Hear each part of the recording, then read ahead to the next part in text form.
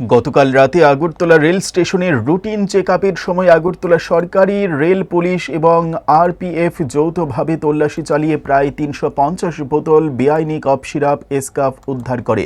তবে এই নেশা সামগ্রীর মালিকের খোঁজ পাওয়া যায়নি, হয়তো পুলিশ দেখেই পালিয়ে যায় পাচারকারীরা। এ ব্যাপারে পুলিশ একটি মামলা নিয়ে তদন্ত শুরু করেছে। গতকালকে আরপিএফ এবং জিআরপি মিলে আমাদের আগরতলা রেল স্টেশনে রুটিন চেক আপ হয়, যেটা প্রত্যেক দূরপাল্লার যখন ট্রেন আসে তখন আমরা করে থাকি। তো সেম কালকেও সেম সন্ধ্যার সময় শিয়ালদহ ট্রেন এসেছিল, তারপরে আমরা একটা জয়েন্টলি রেড করি আমাদের আগরতলা রেল স্টেশনে। তো এটা জাস্ট প্ল্যাটফর্মের ঠিক মানে জিরানিয়ার সাইট, যেটা আমাদের রেল স্টেশনের জিরানিয়ার সাইটের দিকে অন্তর্গত। আমরা মোট ৩৫০ বোতল এসকাফ উদ্ধার করি, যেগুলির মধ্যে মানে দুটা বস্তার মধ্যে ছিল, যে প্লাস্টিক বস্তা।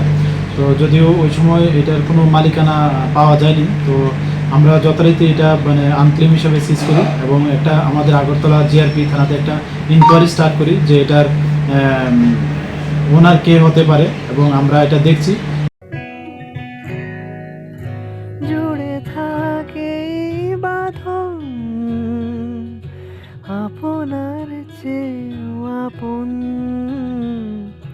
জুড়ে থাকে বাঁধন আপনার চেয়েও আপন।